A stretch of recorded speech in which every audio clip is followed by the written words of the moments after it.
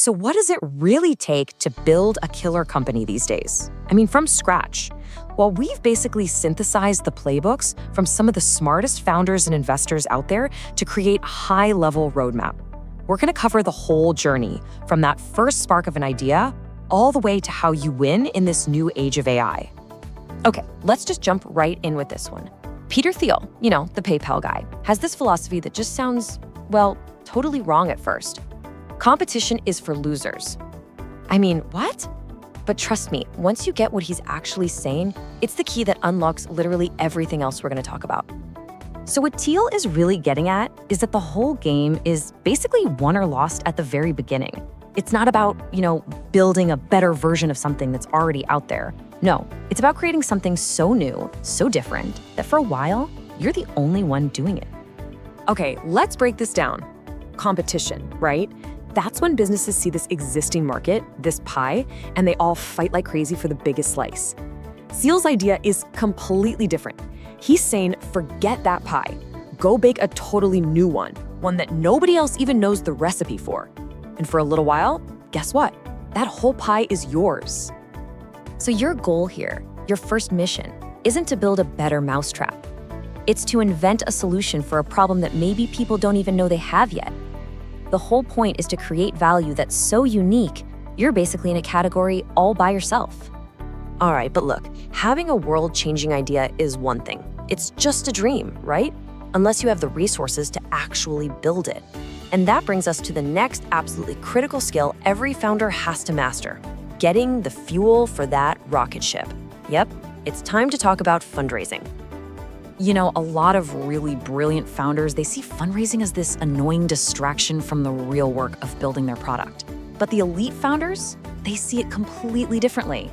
They get that successfully raising capital is part of the building process. It's laying the foundation for everything else that's going to happen. And just to give you an idea of how high the stakes can get, take a look at the standard deal from a top-tier accelerator like Y Combinator. For the absolute most promising startups, this is where the conversation even begins. But look, that check is really just the beginning. It's like an entry ticket into this incredible ecosystem. You're getting mentorship from actual industry legends. You get access to a network of thousands of other founders who've already been through the wars you're about to face. It's so much more than just money. It's a full-on launchpad. And it's not just the accelerators either. You've got legendary venture capital firms like Sequoia, and they have a literal playbook for this stuff. They prove that fundraising isn't some kind of mystical art. Nope, it's a process. It's about framing your company in a huge way, mastering your pitch, telling a killer story, and creating real urgency. It's a skill you can actually learn and get good at. Okay, so you've got your unique idea, you've got some capital in the bank. Now what? Well, now the next phase begins, and this is where you build the actual engine of the company. We're talking about the relentless, sometimes all-consuming search for product market fit. Yeah, product market fit, or PMF. You hear this term thrown around all the time in the startup world, but what does it actually mean? Well, at its core, it's pretty simple.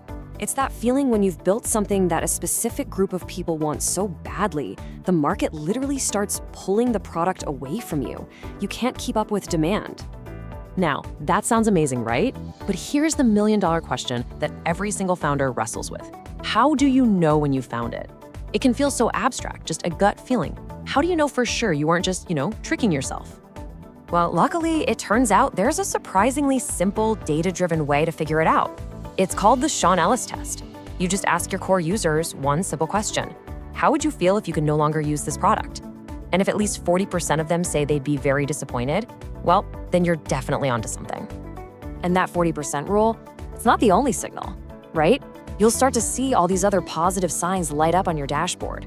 Your customers are sticking around, they're telling their friends about you, and you suddenly have this crystal clear picture of who you're selling to and why they care so much. That engine is finally starting to hum. Okay, so you found that fit. The engine is humming along nicely. Now it's time to hit the throttle. And I mean hard. This is where we shift gears from just building to scaling, and scaling at a truly insane pace. So what does insane growth even look like in the real world? Well, let's take the company Lovable as an example. They grew to this just staggering number, $50 million in annual recurring revenue. Now, a big number like that can be kind of hard to wrap your head around. So let's put it another way. To get there, they had to add 1,500 new customers every single day. Just think about that. The speed and the scale of that it's visceral. So the obvious question is, how on earth did they do that? And the answer is, there was no magic bullet. It was a full-blown multi-channel growth machine. I mean, they weren't just running some ads. They were on LinkedIn and X, Discord and Reddit, YouTube and podcasts, you name it. They were firing on all cylinders absolutely everywhere their customers might be hanging out. So we walked through the classic startup playbook, right? Idea, funding, finding that fit, and then hitting the gas on growth. But today there's a massive tectonic plate shifting under this entire landscape. It's rewriting all the rules. We have to talk about AI. And to really get the scale of this shift, you've got to understand this isn't just another trend or some buzzword. The top VCs, the smartest founders, they are all saying that AI represents the single biggest market opportunity since the invention of the internet. Think about that. So how do you actually win in this new world? Well, the first playbook that's emerging is surprisingly focused. It's not about trying to build a bigger, better AI model than OpenAI. No way. The real advantage, your competitive moat, comes from going super narrow and super deep.